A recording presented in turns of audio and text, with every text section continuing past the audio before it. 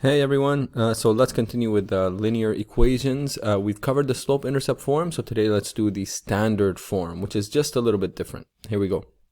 So let's do ax plus by equals c. As a numerical example, let's use this. Let's say it's 4x plus 2y equals 8. Okay? Now, the easiest way to plot this is all you need are 2 points, right? So what we can do is set x to 0. Let's set x to 0 and find y. And as we saw before, that's going to give me the y-intercept, where our line crosses y. And conversely, we can do the same with y. We can say when y equals 0, we'll find the value of x, and this is actually going to be the x-intercept, right? And as always, I advise you to take one more point. So maybe set x equals 1, something simple like that, and then find y. Okay? So let's try with this numerical example we have. Let's try when x equals 0. What happens? You get 4 times 0 plus 2y equals 8. And now we got to solve for y.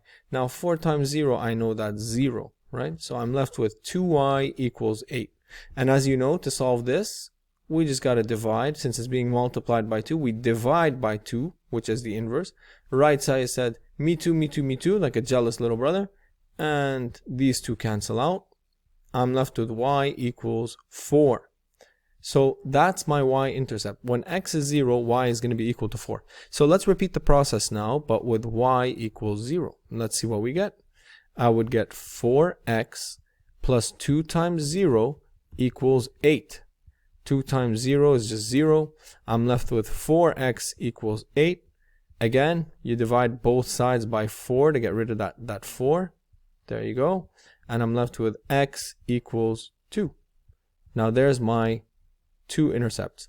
Just to be safe, I'm going to come up with a third point, which is x equals 1. And let's solve for y. So I would get 4 times 1 plus 2y equals 8. That means I get 4 plus 2y equals 8.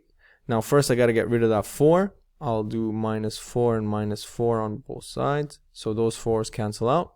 You get 2y equals 4.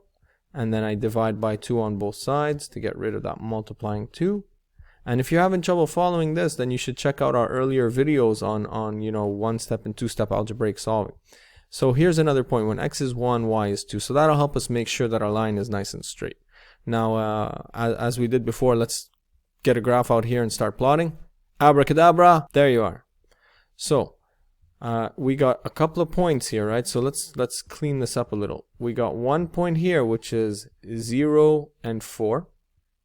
We have another point here, which is 2 and 0. Now remember, the first number is always the x, right?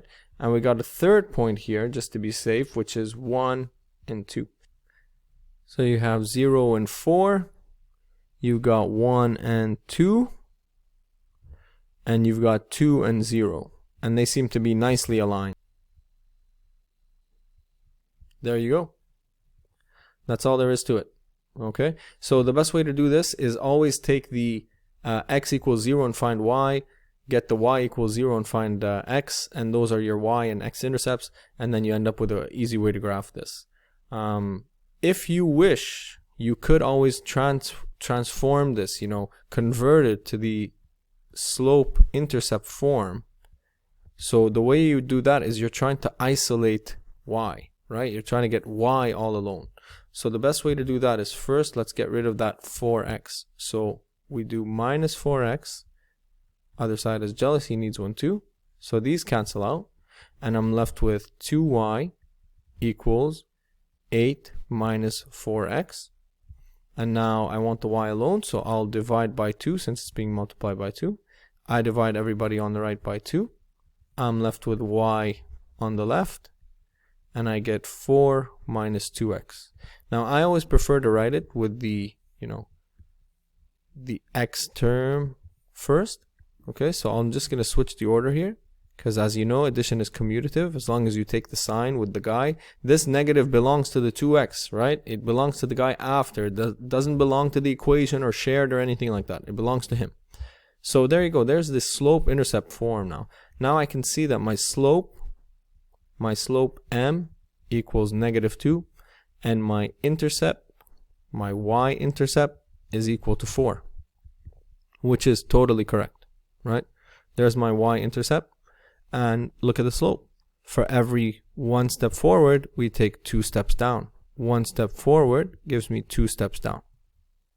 So everything is good in graph land, and there you go. If you wish, you can always do this, and you can make it a new table of values and everything, and you can plug in 0 and 1 and 2, and you would find the same values. It would be -2 times 0 plus 4, so that's 4.